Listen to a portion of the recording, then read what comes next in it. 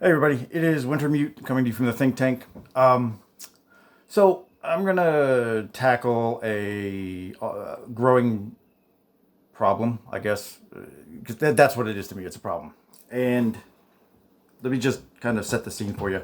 Earlier today, I went online and I was looking to see what movies were going to be released soon coming up, and I noticed that the movie Nobody had come out recently, and I was curious as to what the reviews were like. Not so much what the reviewers were saying, but was it getting good or bad reviews overall, or was it kind of neutral?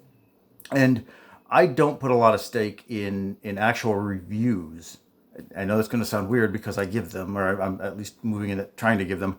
But I do listen to the reviews of certain people I respect because I believe that they're going to give a good opinion, a solid opinion, even if I don't agree with it. But overall, I don't buy into, there are movies on Rotten Tomatoes right now that are, 25% approval rating from Radix or fans. I still like them. So and from real experience, I don't put a whole lot of stock in public opinion of a movie. So I uh, I just wanted to see what I will do is I will go on and say, okay, well, if a movie is getting a lot of really good reviews, then I may go ahead and say, well, okay, I probably want to grab that, go see that next week or grab it while it's still in the theater, as opposed to, oh man, this thing's getting torn apart, and it's getting torn apart by the reviewers. I actually give a crap about what their opinion is, so maybe I may wait for it to come out on one of the streaming services, or I may rent it for a lot less money. So I was kind of curious about Nobody, and it's not, and to be honest, it's not even the kind of movie I would be interested in normally. But the trailers actually made it look good. So I was kind of like, oh, okay, well, let me just see how this is doing, and it was getting really good reviews overall. And it's got like I want to say like an 80, 86, 80 something approval rating on the website. So I'm like, oh, okay, I may actually go catch this sometime during the week. And so I scrolled down through some of the reviews, and then I saw a review, and all the and I'm talking about actual reviewers, people who are actual movie, paid to give their opinion on movies. That's part of their job. I was kind of scrolling through them real quick. I saw one gave it a negative review, so I stopped to read that. And the reason I did that is like when I'm going to buy something on Amazon, and I am curious what other people have to say about it. The first thing I will do is I will go to the negative reviews, like all the people that gave it 1 star. And if you have 1,000 reviews overall, and 100 of them are negative, like 1 star, like really bad, I will go to those first, and I will start reading them and look for like a pattern, a problem pattern amongst them. And sometimes that problem pattern becomes, well, this company's customer service sucks. Okay, and that's perfectly, yeah, absolutely, that's good to know. But at the same time, if out of those 100 review or negative reviews, 75% of them, that was the primary reason they gave it a single star. They weren't necessarily talking about the product. They were talking more about the company's customer service.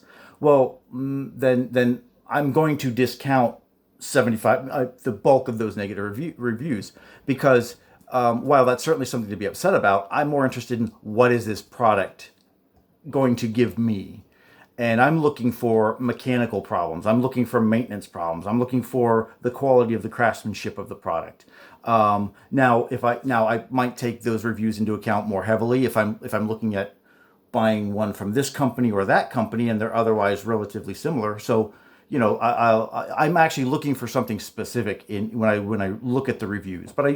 I'll usually start at the negative reviews, and if I see that one pattern that I can kind of dismiss, and maybe only 20% of the reviews, 25% of the reviews actually are saying something meaningful, then I'll stick to those and kind of quickly assess. Okay, well, their gripes are legit, but they're definitely the minority, and I understand what they're saying, and or some of the reviews you're going to read and go, I don't see that as being that big of a deal, or a real negative thing. You just were upset about that particular feature not work. Again, you can look at a lot of those negative reviews and kind of go, this isn't really relevant to the product itself. a lot of the time, or when you qualify it better and put into perspective better, you realize you can just. So I start with the negative reviews. So just out of habit, I stopped at this one obvious glaring negative review for the movie, and I went ahead and I read it. And let me just read. This is the blurb from the actual reviewer, and this reviewer is from an actual website, like that publishes its opinion, and used to be a print article. Used to print a magazine and whatnot. I don't know if they still do or not. That doesn't matter. But this is his blurb. What makes this fantasy of cowboy-style self-defense so disturbing is that it isn't limited to the movies. It's the very same belief system that gets used in real life to justify the American obsession with gun ownership. Now, some of you will immediately see the problem with this. Some of you will go, I like my guns. Okay, nothing wrong with that. Me too. I don't care though that he has a problem with certain, established things within American society and whatnot. This is not a review though. This is not a review of the movie. It is not even a quick blurb about the movie. And to be fair, I actually went to read the full review. Now, I could only read the first couple paragraphs of it because this particular website demands that you have an account with them and you start paying to read their full articles. That's their business, their prerogative, but I did not want to subscribe to this particular website because I have no interest in going there on a regular basis. And I'm not going to pay just to read this guy's review. And I already had and even just from the first, 4 or 5 paragraphs that I could read, it was loaded incendiary wording. It was basically more of this. Okay, this person was not giving you a review. They weren't. They were attacking the movie.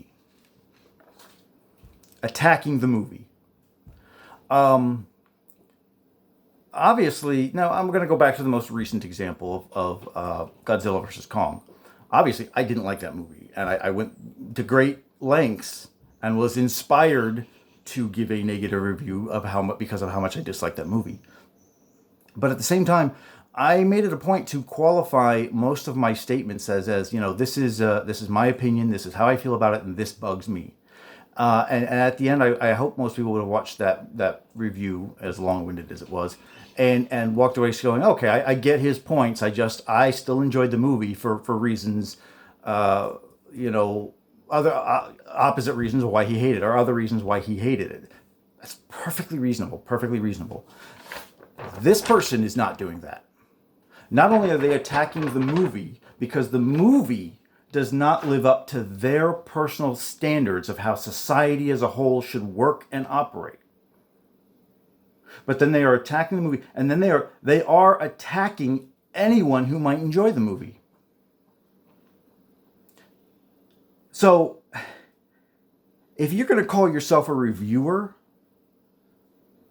you need to review the movie, not attack the movie, not attack anybody who might like the movie for whatever reason. And I'm going to completely your opinion, and you can completely agree with his assessment of the issues that come up in this movie, but that doesn't mean it was a bad movie.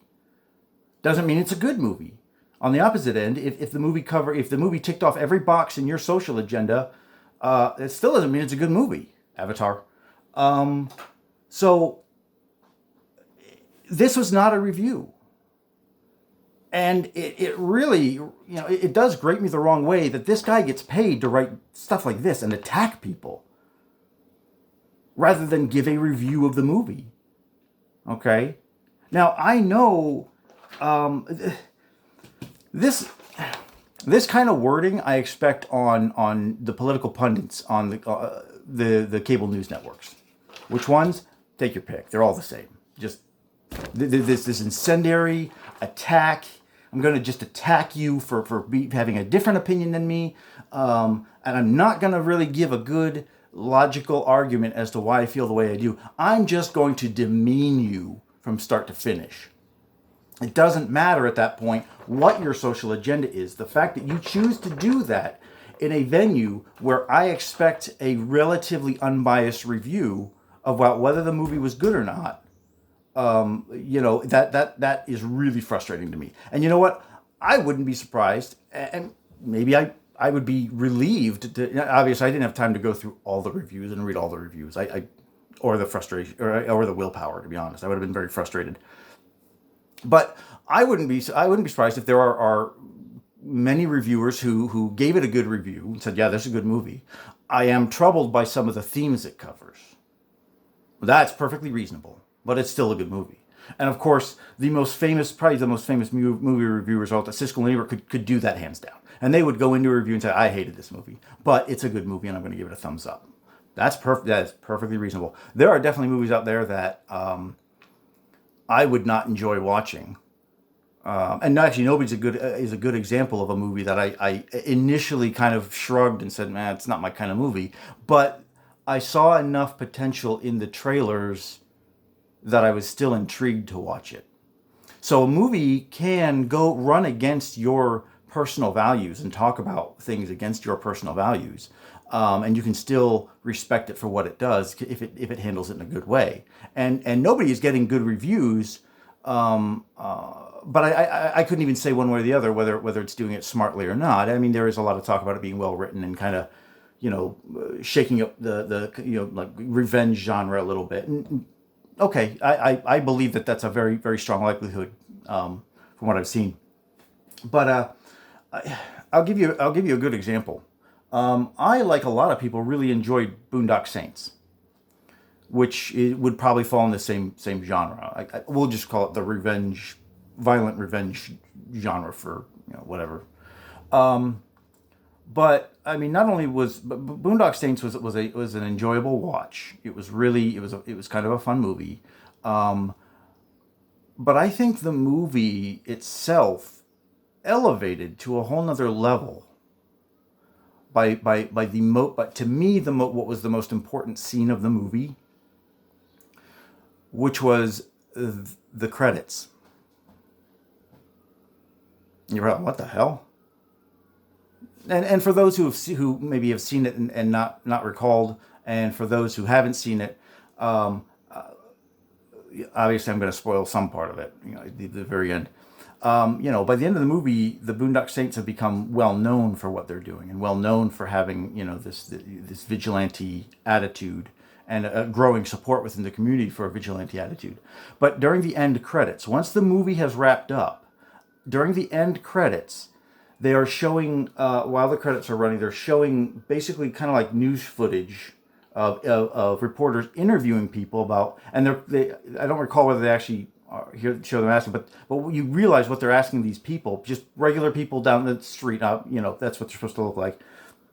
They're actually asking them, how do you feel about this growing kind of, vigilante support for this vigilantism? I mean, how do you feel about that? And there are, husbands and wives and girlfriends and boyfriends and whatever the case. And one side may go, oh yeah, absolutely, I support these guys 100. And the other person's looking at them like, what? What do you mean you support them? Are you the person I married? It's not quite that dramatic, but they are, and they show several of these. And to me personally, that was when the movie took it up a really big notch. Because, now I don't know, and I'm not going to go into what the directors thought was going through their head when they made this movie, whether or not that was just, that would be a good idea to show that. And maybe they weren't writing it to be as intelligent as I felt the movie ended up being. Maybe it was just purely an aesthetic thing they wanted to do. They wanted to do something a little, and I'm putting more meaning on it than was really there. And that's okay. But in the end, the way it impacted me watching that movie was very important, because I realized the movie itself was I didn't feel like the movie was taking itself too seriously at this point. But the directors were also going out of their way to say, yeah, we wrote this story. We wrote a story. It's a revenge story. It's very violent. But at the same time, maybe we don't necessarily feel whether this was a good thing to have happen within our society as a whole, whether we would be okay with vigilantism becoming an everyday thing. And and to me, when I saw that scene, that to me was what the whole point of the movie was. Everything else before that was fun and exciting, and yes, you did get to live vicariously through the main characters as they took on some very bad people and did some very bad things to these very bad people, and we all know these very bad people had it coming. Now, whether you agree that with vigilantism or not, that's you can still enjoy that movie. So, but now imagine this person now, and I don't know who this person is. I don't even care to mention their name or the magazine that they work for. Anybody can go look this up right now if they want.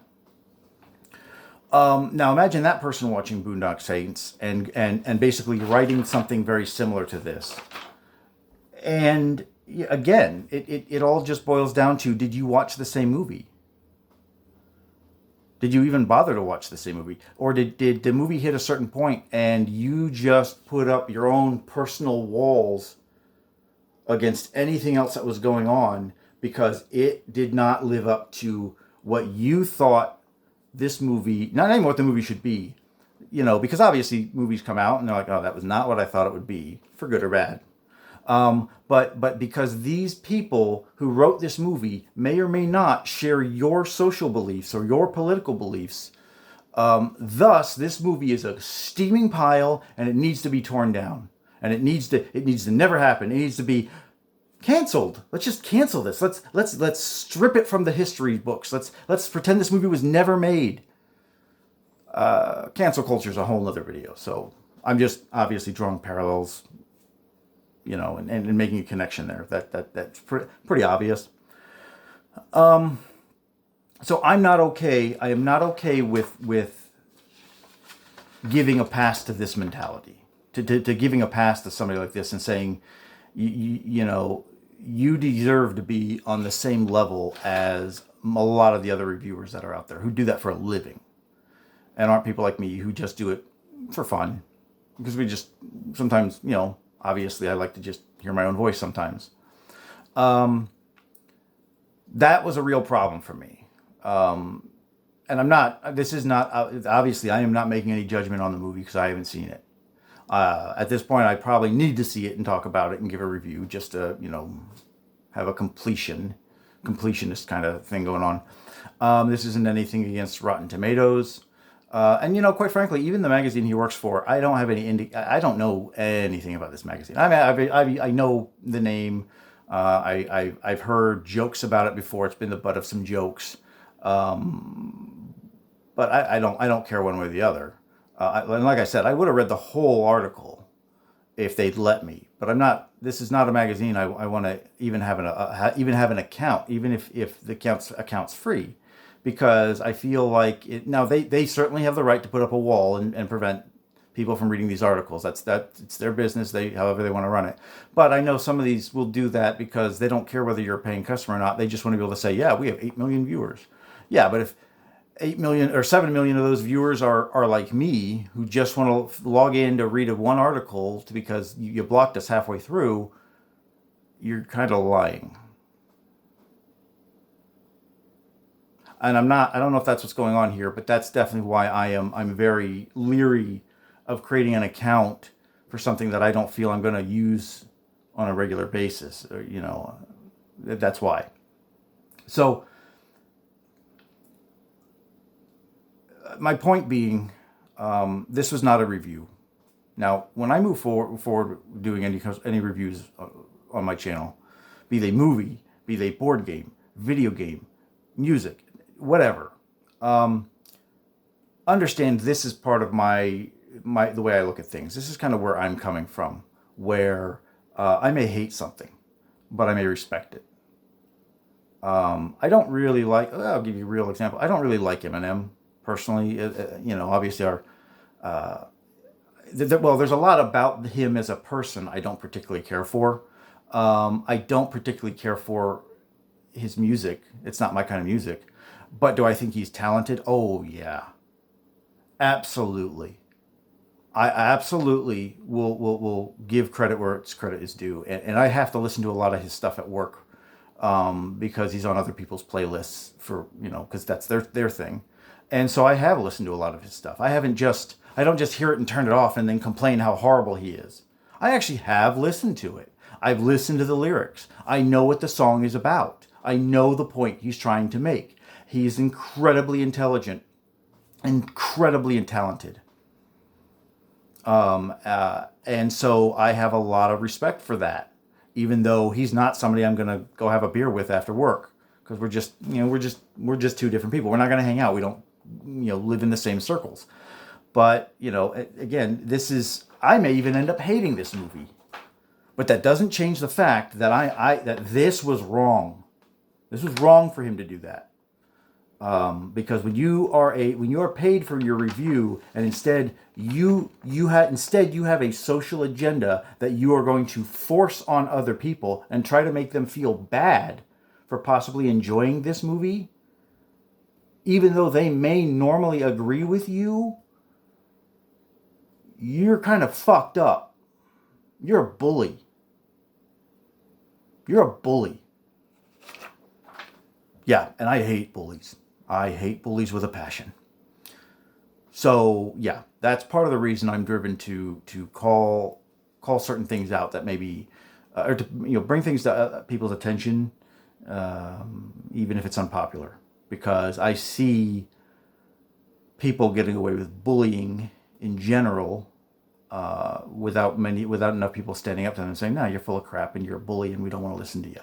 Come to us with a well-reasoned, rational opinion about the movie, and then after we get past that, you can even touch during your review on some things that you didn't like, some things that disturbed you from a personal perspective. That's fine. I can certainly go into that about movies. Actually, I will in one of my upcoming reviews, and that's fine. That's fine. Okay, and then we can talk about the other stuff, and we can talk about what this movie means in a more generalized cultural sense. That's wonderful. I love that. I love doing that with movies.